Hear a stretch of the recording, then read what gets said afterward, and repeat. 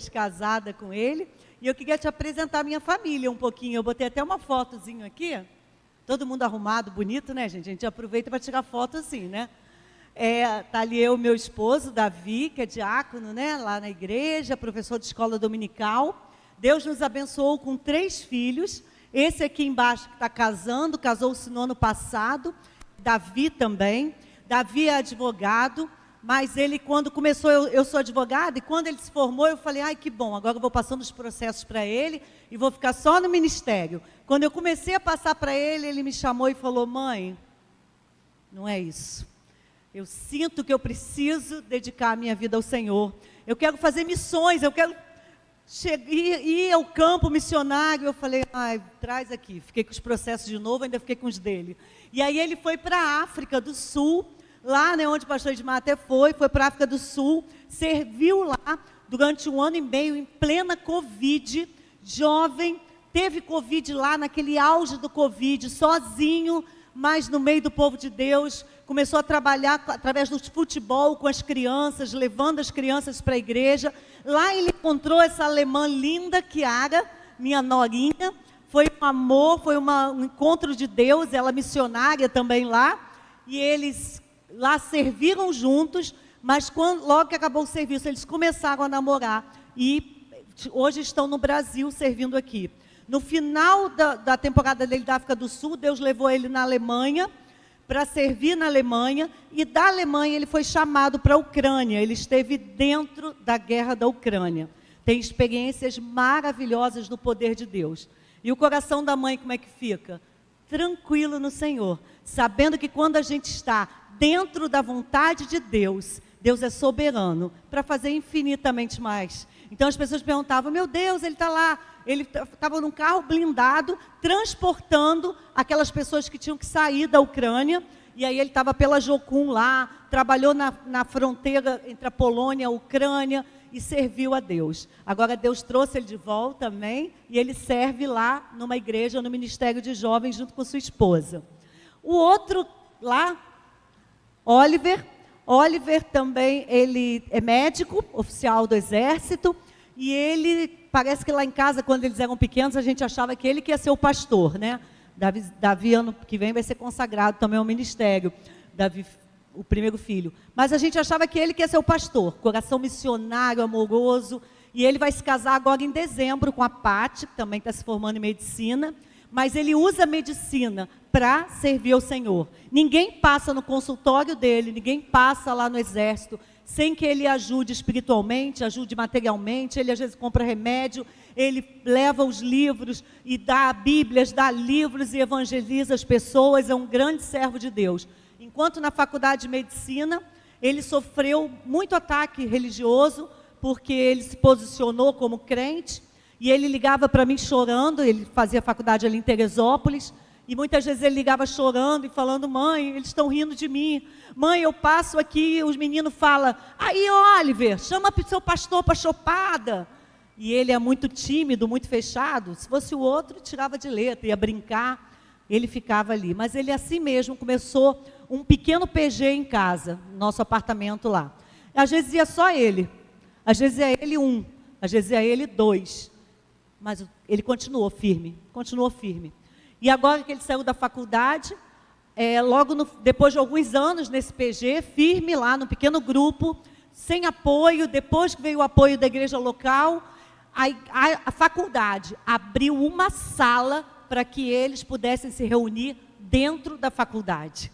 Uma faculdade particular abriu uma sala. Hoje a minha nora continua com o PG lá, também uma bênção. Às vezes eles vão para a praça em frente à faculdade, adoram o Senhor, e centenas de jovens já passaram naquele PG. Compensa servir ao Senhor. Seja forte, corajoso, jovem. Se posicione onde você estiver, porque você é luz. E a nossa princesinha, né, presente de Deus na nossa vida. Eu me lembro quando a gente servia lá, ela era pequenininha, às vezes ia comigo lá para o seminário, né, fazia a pós-graduação lá. Nossa princesinha também está fazendo medicina, hoje lá na mesma faculdade. E ela está namorando o Joelson, que está ali, também da Marinha do Brasil. Também desde muito pequenininha, na escola, uma vez, ela, na hora do recreio na escola, ela fazia reunião de oração com a amiguinha da escola, 2, 3, fazia reunião. Um dia o supervisor da escola, do recreio, pagou e falou: o que vocês estão fazendo aqui? Aí ela falou: a gente está só orando aqui. E aí ele se afastou, eles falaram: acabou, agora ele não vai deixar mais a gente orar aqui na escola. No dia seguinte, elas estavam lá no mesmo lugar, o supervisor veio até elas e falou assim: olha, eu queria dizer para vocês uma coisa, eu estou afastado da igreja há anos, mas quando eu vi mais jovens, em vez de estar brincando, lanchando, bagunçando, sentado, orando, Deus falou para mim que eu devia voltar para o Senhor. E hoje eu estou voltando, entregando a minha vida para o Senhor. Uma criança de, 8 anos, 10 anos. Então, graças a Deus, Deus nos deu a graça de ser pais dessas 3 pérolas, né? A família agora está multiplicando, né? Já somos 8, né? E daqui a pouco, aí, se Deus quiser, estamos aí também, né? Esperando os netos no Senhor. Mas é uma bênção a nossa família. Eu queria também falar que depois disso, Deus me deu, na pandemia, 2 livros, 2 filhos mais, né? Nós tivemos, através de Deus, escrever 2 livros. Eu trouxe alguns exemplares. Esse é um livro que é uma fábula, uma historinha bonitinha, com bichinho, com príncipe, que é baseado em Efésios 6, na armadura de Deus. Então, é um excelente instrumento de evangelização. Você pode dar para alguém ler, e aí a pessoa nem sabe que está lendo alguma coisa baseado em princípios bíblicos. E ela vai descobrir à medida que ela está lendo. Às vezes a gente não consegue chegar até alguém, e é um modo, às vezes, de evangelizar. E esse é o segundo livro, um livro de devocionais diários, e ele tem um QR Codezinho aqui que você coloca. Eu sou chique, gente. Bota um vídeo, bota aqui o celular e vai aparecer um vídeo do tema, né? Um videozinho do tema, rápido, e você vai interagir num devocional. Também é um ótimo presente, né? Para você abençoar uma pessoa que está especialmente começando no Evangelho, às vezes nem sabe como fazer um devocional diário. Então, a gente tem 3 motivos para você adquirir o livro. Primeiro, porque vai abençoar a sua vida, não tenho dúvida, porque não sou eu que escrevi, né? Deus me usou para trazer uma mensagem. Segundo, que você pode abençoar a vida de outras pessoas, você pode comprar e doar esse livro, dar de presente. E terceiro, que toda a renda, né, dos livros, ela é revertida a missões e ao ministério da palavra. Então, quando você compra o livro, você está investindo na obra de Deus. Você está fazendo com que mais pessoas ouçam a palavra de Deus, conheçam a Deus. Então, é um ótimo motivo, amém? Vamos à palavra do Senhor. Eu queria que essa igreja está tão bonita. Eu queria que você olhasse para o seu irmão, só para parecer que a gente é bem crente, dissesse assim: você, olha aí, gente, para o irmão, você é o motivo de eu não ser a pessoa mais bonita aqui. Não é? Só tem gente bonita aqui em Seropédica, gente. Tá bom, não tá? Vamos à palavra do Senhor. Assentados como estamos, eu queria que você abrisse a sua Bíblia em Joel. Nós vamos fazer assim um passeiozinho no livro de Joel, e eu vou inverter até a leitura, para mesmo, a gente vai começar no capítulo 2 lá no final, depois vamos subir, e eu queria te desafiar a, durante essa semana, você fazer uma leitura do livro de Joel. Essa semana, quando Deus, na semana passada, já começou a colocar no meu coração o texto, eu comecei a ler o livro todo dia, mas eu li o livro inteiro todo dia. Te desafio a fazer isso, porque Deus vai falar tanto com você. Então você pega o livro de Joel, que tem 3 capítulos, gente, além da sua leitura diária, né, para completar a leitura da Bíblia, pega o livro de Joel, você não vai gastar, sei lá, meia hora para ler ali 3 capítulos, dependendo do seu nível de leitura, do seu hábito de leitura, né, melhor dizendo. Ontem de ontem, sei lá, eu estava aguardando com uma consulta, eu abri o livro, minha biblinha já fica dentro da bolsa, e já li. Depois eu estava esperando para cortar o cabelo, abri o livro, tomando um cafezinho e já li de novo. Então a gente tem que aproveitar no tempo e fora do tempo, se encher da palavra de Deus. E eu tenho certeza que Joel vai falar muito ao seu coração. Então nós vamos ler, né? Primeiro, um texto que vai assim encher o nosso coração. Uma promessa maravilhosa que diz assim, Joel 2, de 23 a 27, diz assim: alegrai-vos, pois, filhos de Sião, regozijai-vos no Senhor, vosso Deus, porque Ele vos dará em justa medida a chuva, fará descer como outrora a chuva temporã e a seródia. As eiras se encherão de trigo, e os lagares transbordarão de vinho e de óleo. Restituir-vos-ei os anos que foram consumidos pelo gafanhoto migrador, pelo destruidor, pelo cortador, o meu grande exército que enviei contra vós outros. Comereis abundantemente e vos fartareis, que louvareis o nome do Senhor vosso Deus, que se ouve maravilhosamente convosco. E o meu povo jamais será envergonhado. Sabereis que estou no meio de Israel e que sou o Senhor vosso Deus e não há outro, e o meu povo jamais será envergonhado. Amém? Que maravilha, né? Todo mundo levantou a mão e recebeu essa palavra, não recebeu? Todo mundo quer viver isso, gente. Ai, a gente está vivendo num mundo tão complicado. Cada dia uma notícia pior do que a outra. Cada dia uma surpresa mais desagradável que a outra. É verdade ou não é? É uma palavra, o livro de Joel é uma palavra atualíssima, como toda a Bíblia. Mas parece que tem hora que a gente abre as profecias e fala, gente, escreveu ontem. Isso aqui foi ontem, saiu ontem, no jornal de ontem. Agora não é mais jornal, né? No blog de ontem, no podcast de ontem. Tem que ser assim para ser moderno, não é? E o livro de Joel é mais um desses textos que traz a atualidade da Bíblia e como nós devemos usá-la para as nossas vidas hoje. A Bíblia não é um livro para ser lido, é um livro para ser vivido. Mas esse pedacinho aqui de Joel, eu peguei para começar bem, para você já olhar, abrir o olho e falar, opa, é isso que eu preciso aqui. Né? O profeta está dizendo assim, alegrai-vos, filho de Sião, fica alegre no Senhor, porque Ele vai dar justa medida e fará descer uma chuva. Como a gente está precisando dessa chuva, né? A chuva temporã, a chuva seródia, ou seja, a chuva que prepara a terra, a chuva que faz frutificar aquilo que foi plantado na terra. Exatamente isso. Eu tenho certeza que eu estou precisando. Eu tenho certeza que o Brasil está precisando. Tenho certeza que todos nós estamos precisando receber essa promessa do Senhor. Só que toda palavra da Bíblia, ela é condicionante.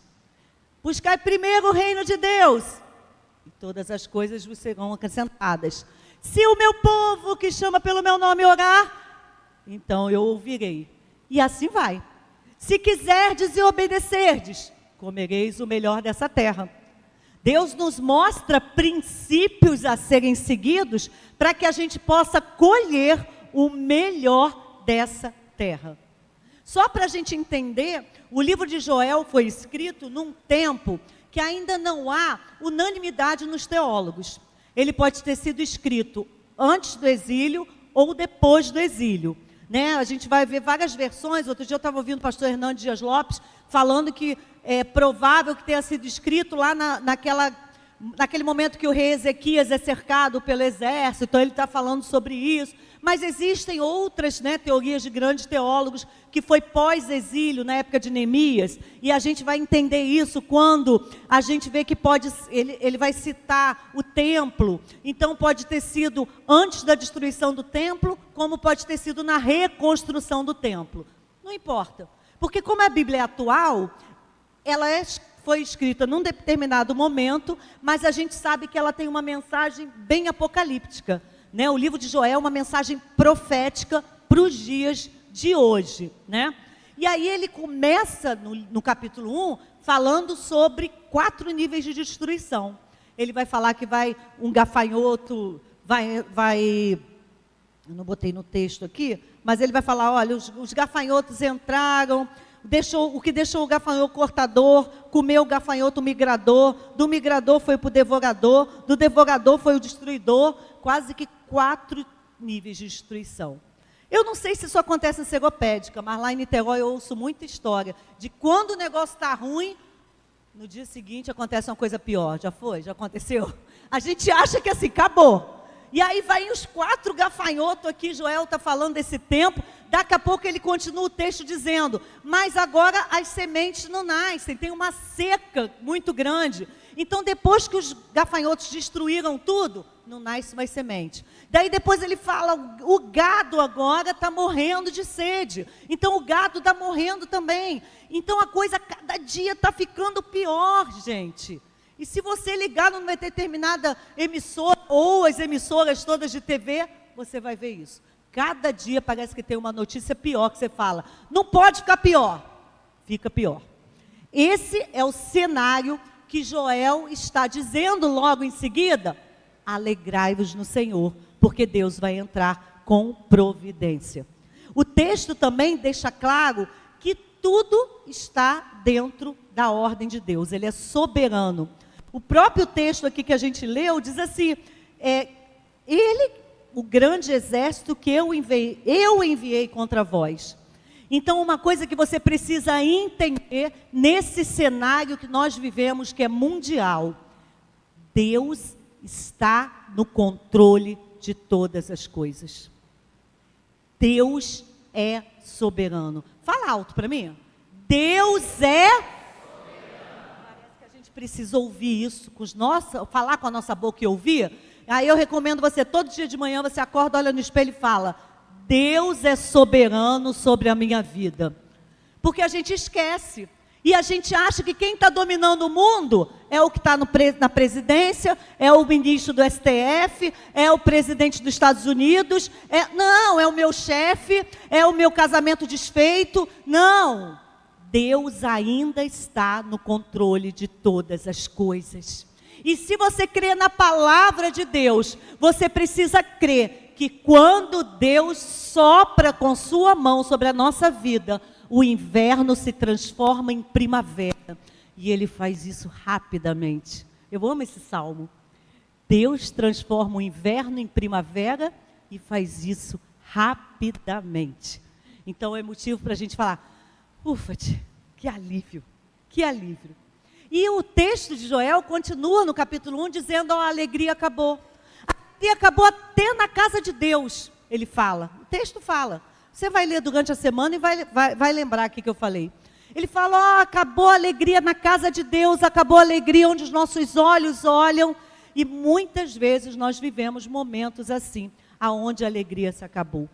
Mas algo que Joel conclama com alta voz, é que o dia do Senhor está chegando. Não há dúvida que Jesus está voltando. Amém? Jesus está voltando. Cada dia nós estamos mais próximos dessa grande verdade. E nós precisamos nos posicionar para viver a volta de Jesus. Nós precisamos nos posicionar para receber, para ver cumpridas sobre as nossas vidas as promessas de Deus que estão por vir. Tem um hino que é até muito bonitinho, um louvor, que é muito bonitinho, que fala, eu não morrerei até ver as promessas do Senhor se cumprir, não tem assim? Não sei cantar não, mas é assim. Não, eu posso morrer, porque as promessas de Deus são condicionantes. Deus, a Bíblia fala que enquanto eu no ventre da minha mãe, Deus planejou um futuro maravilhoso, estrondoso para mim. Mas Ele nos dá o livre arbítrio. E eu decido viver o plano dEle ou viver o meu plano. Porque o meu plano parece tão legal, eu sou tão fera, sou tão inteligente. Gente, estou vendo tudo. Não é assim que a gente acha, juventude? Não é assim que a gente acha, pessoal que não é mais da juventude? Mas não. Quando eu vivo as promessas de Deus, quando eu reconheço quem Ele é, e aí eu posso viver todas as promessas que Ele fez. E como Ele não tem filhos preferidos, Ele sim, Ele planejou um futuro maravilhoso para todos nós. Porque como Ele é soberano, Ele está acima de todas as crises. Então, não é as circunstâncias que vão mover ou determinar a minha vida. Mas nesse texto, no capítulo 2, quando eu volto um pouquinho do capítulo 2, a partir do versículo 12, fala o meu coração, gritou aqui na minha leitura exaustiva do livro de Joel, 3 grandes atitudes que eu preciso fazer para viver essa promessa que ele nos deu aqui de restituição, essa promessa de nos alegrar no Senhor, essa promessa da chuva cair sobre as nossas vidas. Eu, assim, saí do texto, né? 3 grandes, assim, chamados, desafios para a nossa vida, para viver essas promessas do Senhor. Primeiro desafio que eu quero fazer para a igreja, para que possa viver mais 72 anos, mais 300 anos, até que Jesus volte diante da presença do Senhor, especialmente para a sua vida faça o que você nunca fez. De novo, faça o que você nunca fez. Se você quer viver a promessa de Deus na sua vida, faça o que você nunca fez. A palavra de Deus em Joel 2, 12 e 13 diz assim, acho que ali só vai ter o 12, mas eu vou ler o 13 também. Ainda assim, agora mesmo, diz o Senhor, convertei-vos a mim de todo o vosso coração, e isso com jejuns, com choro e com pranto. Rasgai o vosso coração, não as vossas vestes, e convertei-vos ao Senhor vosso Deus, porque Ele é misericordioso e compassivo, e tardio em irar-se, e grande em benignidade, e se arrepende do mal. Conversão, mudança de rota. O que é mudança de rota? Estou indo para cá, opa, mudei a rota.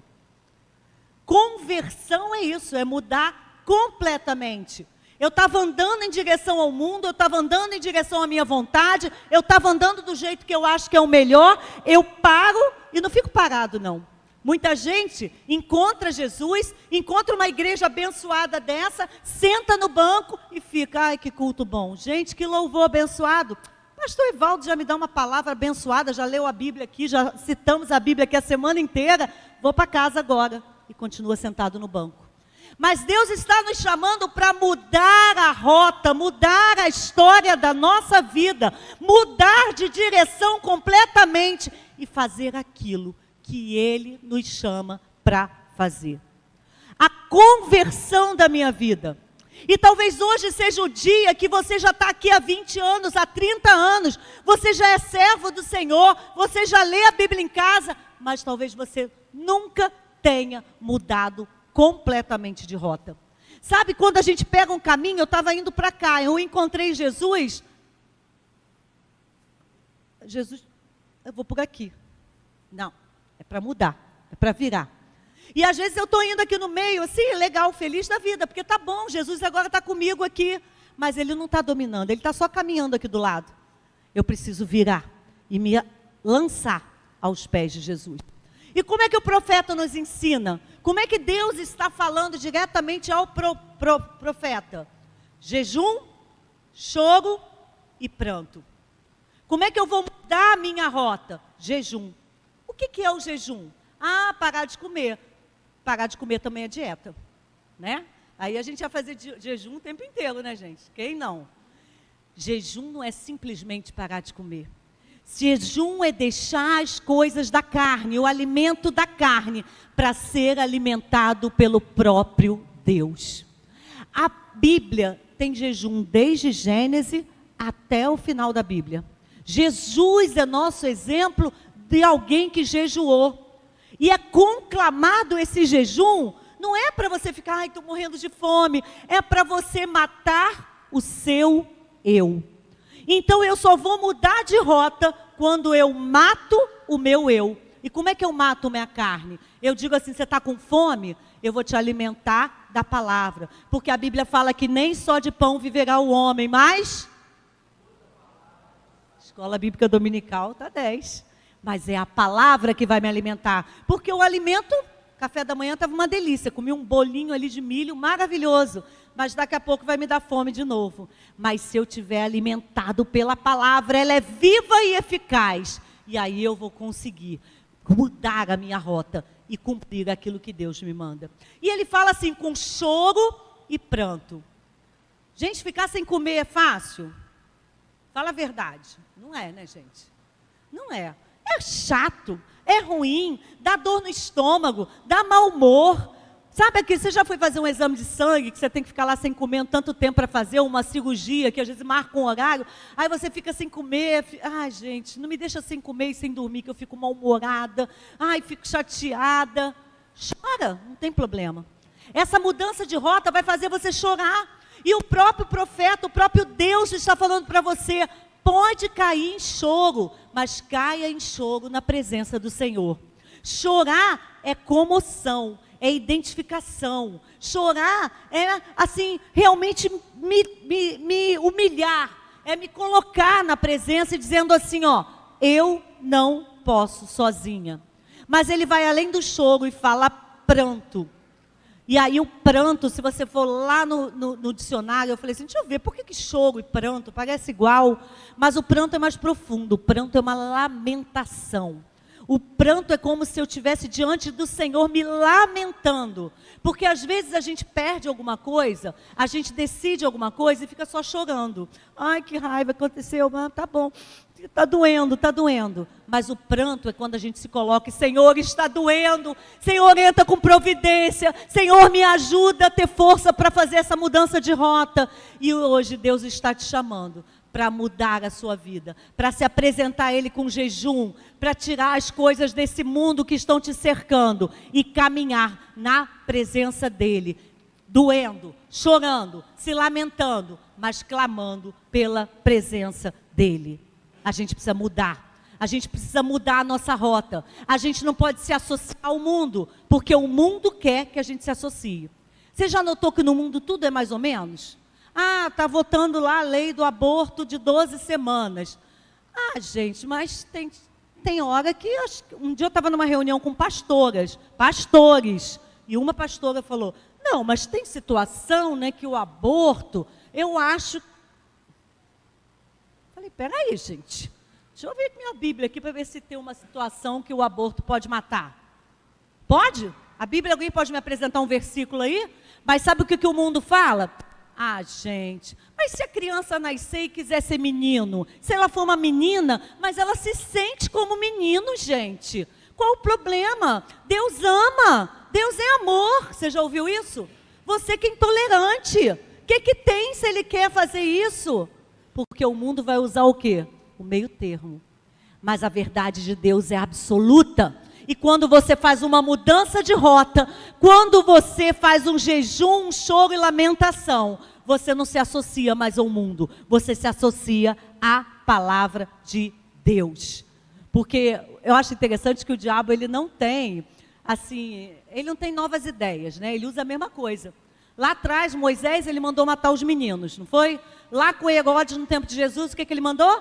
Matar os meninos. E agora o aborto está todo mundo matando o menino. Ele quer matar nossas crianças. Ele quer matar. Ele quer tirar a identidade nossa, que é nossa identidade de ser semelhante a Deus. Porque agora a gente não tem identidade. Eu não sei se eu sou homem, não sei se eu gosto de mulher, não sei se eu gosto de homem, eu não sei se eu me visto como homem, não sei se eu tenho cabelo comprido, se eu tenho cabelo curto. Tirou a minha identidade. Mas não é assim que nós nos posicionamos no reino. Faça o que você nunca fez. Segundo chamado, faça além do que você faz. Talvez você diga para mim, mas eu já jejuo, eu já mudei de rota, eu já sou firme no Evangelho, eu já estou diante do Senhor, mas tem alguma coisa a mais para você fazer. Tem ou não tem? Ou será que alguém aqui na igreja de Seropédica é completamente perfeito? Cuidado, porque vai subir agora. Sempre tem um passo a mais para dar. E o nosso texto chama assim, ó, no versículo 16, diz assim: congregai o povo, santificai a congregação, ajuntai os anciãos, congregai as crianças e os que mamam. Saia o noivo da sua recâmara, a noiva do seu aposento. Eu vou dizer uma coisa para vocês, gente, a situação está tão complicada, que se você conhece um pouquinho da lei lá, que está lá em Levítico, diz que quando o homem se casa, e o soldado se casava, ele tinha direito a ficar 1 ano em lua de mel. Olha que beleza. 1 ano em lua de mel. Ele não precisava ir para a guerra durante 1 ano, para que ele aproveitasse, como Deus é o Deus da família, né? Que ele aproveitasse e começasse a sua vida. Mas agora o profeta está dizendo assim, ó, sai o noivo da recâmara, sai a noiva do seu aposento. A situação é tão urgente, que agora é hora de se santificar. Agora não é mais hora de aproveitar nada, agora é hora de santificação. E eu não sei se você está percebendo isso, mas nós estamos vivendo um tempo que não dá mais para brincar. É santificação. Será que você pode olhar um pouquinho para a sua vida? Respira assim, rapidinho, pensa, faz uma viagenzinha essa semana assim, ó. Pensa assim, rapidinho essa semana. Eu não quero que você me conte, mas conta para você mesmo. Quanto tempo essa semana você ficou a sós com Deus? Eu não estou perguntando quanto sermão você ouviu pela internet, não estou perguntando quanto tempo você veio à igreja, não estou perguntando quanto tempo você veio ensaiar no louvor, não estou perguntando quanto tempo que você veio na sua célula. Estou perguntando quanto tempo essa semana você ficou, você e Deus, sem celular, sem televisão, sem ninguém em volta, seja de madrugada, seja de manhã, seja à noite. Não precisa me responder. Existe um lugar que Deus está te chamando para ir. Mas esse lugar você só vai encontrar no caminho da santificação. Eu sei que essa igreja é uma igreja consagrada ao Senhor. Mas eu sei que Deus me chamou aqui para te dizer que existe um lugar aonde você pode ir, além do que você está vivendo. E esse lugar você só vai encontrar na presença de Deus. Nós tivemos a grande experiência de estar na Coreia, meu marido esteve comigo, eu fiz uma grande imersão na Coreia, nós estivemos até na Coreia do Norte, alguns anos atrás. E algo que chama a nossa atenção é que às 5 horas da manhã, a igreja inteira está diariamente orando. Gente, a igreja está cheia aqui. Pensa, pastor, 5 horas da manhã, todos os dias da semana. Os jovens chegam de uniforme já da escola, porque ele já vai direto para a escola. Os homens, mulheres, já chegam arrumados, porque eles já vão. A igreja já faz um café da manhã. 5 horas da manhã, pode fechar a porta, porque não entra mais ninguém. Porque o pessoal já chegou 10 para as 5, 5 para as 5. Ninguém levanta para tomar água. Ninguém levanta para ir no banheiro. Ninguém olha o celular. Igualzinho lá em Niterói. Ninguém no culto dá uma olhadinha no celular assim. Não, é que eu estou só olhando aqui que pode ter coisa emergente. Ninguém. As pessoas vão chegando, às 5 e ponto, o pastor começa, faz uma breve palavrinha assim, só para introduzir um louvor. Coral, gente, coral de uniforme aqui. Normal, todo dia. No domingo, 5 horas da manhã eles estão aqui. 6 horas da manhã vai para casa, volta para o culto às 10. Simples assim. E aí eles falaram para mim assim, como é que Deus não olha com favor especial para a Coreia? Um país que estava entre os 10 mais pobres do mundo, e agora está entre os 10 mais ricos do mundo. Em 20 anos, houve uma transformação pelo poder da oração. Então eu quero dizer para você que o que o Brasil está vivendo hoje é minha responsabilidade. É minha responsabilidade, porque eu preciso orar mais. E você precisa entender que é sua responsabilidade. Nós não precisamos de um exército, nós precisamos ser fiéis ao Senhor, porque a palavra de Deus diz que a oração de 1 milhão de justos vale muito, é assim? O que o versículo diz? A oração de um justo, e eu sou justificada por Cristo Jesus. Então se eu dobrar o meu joelho de madrugada, se todos os dias eu estiver num clamor pelo Brasil, eu vou transformar o Brasil. Você quer fazer parte dessa luta? Depende de você. Faça além do que você faz. Quais são as experiências que você tem com Deus?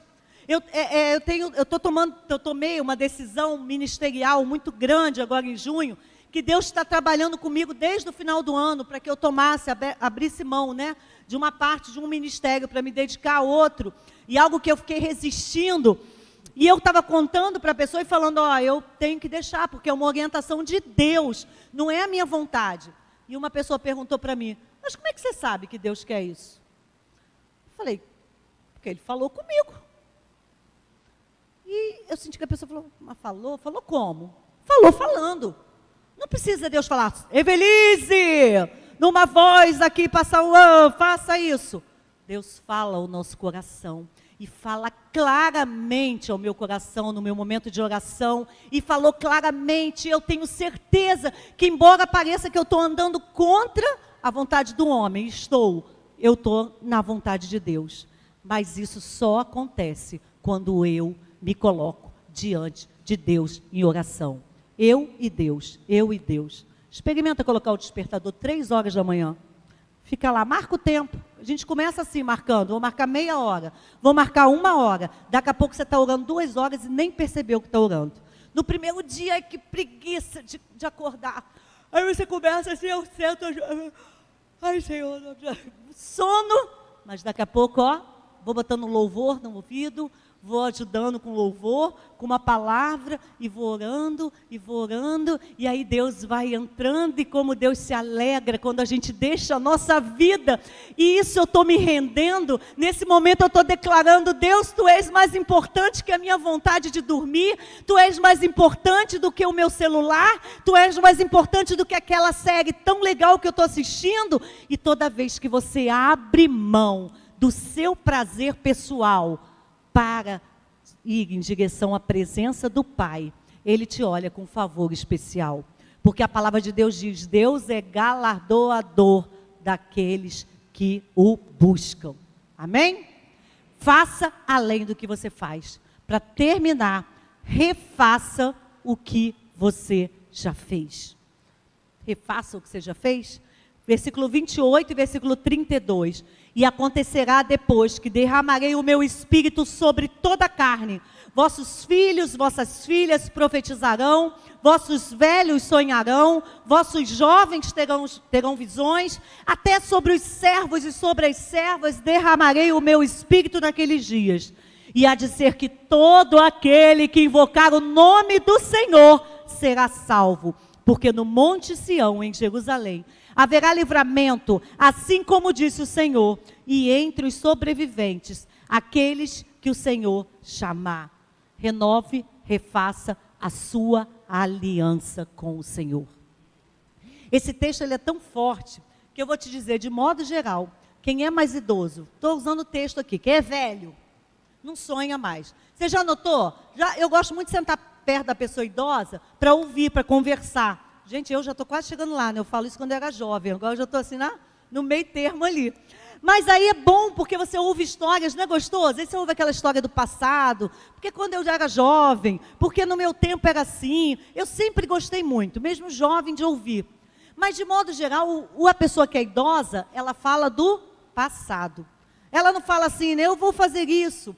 Eu sou assim, tenho sido mentoreada até hoje por dona Helga Fanini, esposa do pastor Nilson Amal Fanini, né? Grande ícone, né? Pastor da nossa geração. Eu cresci, né, com ele, na igreja dele, e graças a Deus com um relacionamento muito de perto, na família dele. E ela, assim, eu acho fantástico. A dona Helga, ela tem 90 anos. E você senta do lado dela. Ontem eu mandei um link para ela, de um musical que a gente está fazendo na igreja.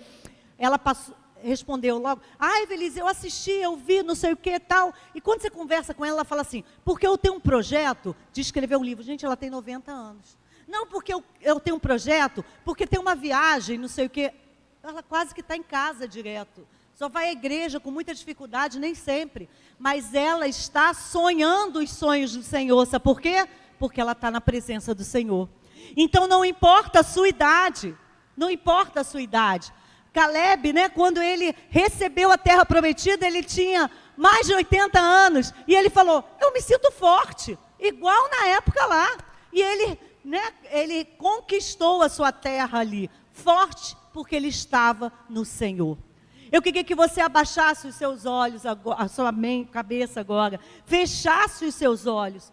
E eu queria te desafiar nesse instante, a refazer a sua aliança com Deus. A palavra de Deus, ela nos promete uma alegria, ela nos promete a restituição de tudo que nós temos perdido. A palavra de Deus, ela está nos prometendo no dia de hoje uma chuva temporã, seródia sobre as nossas vidas, mas Deus hoje está te chamando a refazer essa aliança com o Senhor. Ele está te chamando a refazer. Sabe aquele dia que você prometeu servir ao Senhor com alegria? Sabe aquela promessa que você fez de ler a Bíblia, fazer a leitura da Bíblia diária? Sabe aquela promessa que você fez com o Senhor de pregar o Evangelho, de fazer um curso de evangelismo, de teologia, de servir em algum ministério do Senhor? Refaça essa aliança com o Senhor agora. Você quer receber essas bênçãos? Você quer viver sobre a alegria do Senhor? Você e Deus agora, refaça a sua aliança com o Senhor. O louvor vai cantar, vai adorar ao Senhor, e você vai estar em oração, refazendo essa alegria com o Senhor. Eu não sei se tem aqui alguém hoje que não conhece o Senhor, nunca teve a experiência, mas talvez através dessa palavra falou: eu quero ter essa experiência, eu quero entregar a minha vida ao Senhor. Hoje é o dia. Hoje é o dia, porque nós não sabemos se amanhã teremos oportunidade. Eu queria que você levantasse a mão, porque eu quero orar pela sua vida. Se você hoje quer fazer a decisão de entregar a sua vida ao Senhor, hoje Ele está te convidando para viver a vida cheia de alegria. Eu queria também saber se você tem um milagre que você precisa nessa manhã. Talvez você tenha entrado aqui nessa manhã e falando: eu preciso a chuva do Senhor. Eu preciso aquela chuva que faz frutificar, porque eu preciso restaurar o meu casamento, eu preciso de um milagre financeiro, eu preciso curar uma depressão, ou eu preciso de uma cura física. Eu queria que você levantasse a sua mão também, que eu quero orar pelo Senhor. Deus te abençoe, Deus abençoe, Deus te abençoe. E durante a canção, eu vou orar por você, mas durante a canção, refaça a sua aliança com o Senhor. E creia que Deus tem um milagre especial para a sua vida, porque Ele prometeu que todo aquele que invocar o seu nome será salvo. Deus querido, Pai amado, louvado, exaltado, glorificado seja o teu santo nome. Deus, tu viste, Senhor, as pessoas aqui que precisam de um milagre.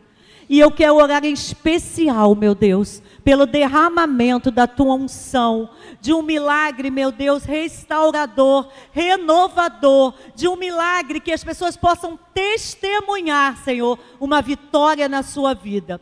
Deus, vai de encontro a cada necessidade, Senhor, cada mão que foi levantada, Senhor, aqui na tua casa, Senhor, entra com providência, Senhor. Tu sabes a necessidade desse coração, e Tu és o Deus soberano que está sob o controle de todas as vidas. Mas Deus, ouve o teu povo agora, que renova a sua aliança. Deus, queremos fazer aquilo que nós nunca fizemos. Queremos fazer aquilo que, Senhor, nós podemos fazer além, Senhor. Mas antes de tudo, queremos refazer a nossa aliança diante do Senhor. Invocamos o Teu nome agora, Senhor, certos da Tua salvação. E certos, Senhor, que as Tuas promessas se cumprirão nas nossas vidas, Senhor. Quando, Senhor, cumprimos os nossos princípios, Senhor amado. Cremos, Senhor, que viveremos num Brasil, Senhor, derramado, Senhor, pela Tua unção, pelo Teu Espírito Santo. Um Brasil que declaramos que é do Senhor, Senhor. Abençoa a Tua igreja, abençoa o anjo desta igreja, Senhor, o pastor Evaldo, na condução deste rebanho. E, Senhor, que ninguém saia daqui como entrou, mas saia cheio do Teu poder, da Tua esperança, cheio de fé, e possa viver milagres sobrenaturais durante ainda esta semana. Oramos no nome santo e poderoso e glorioso de Jesus. Amém, Senhor.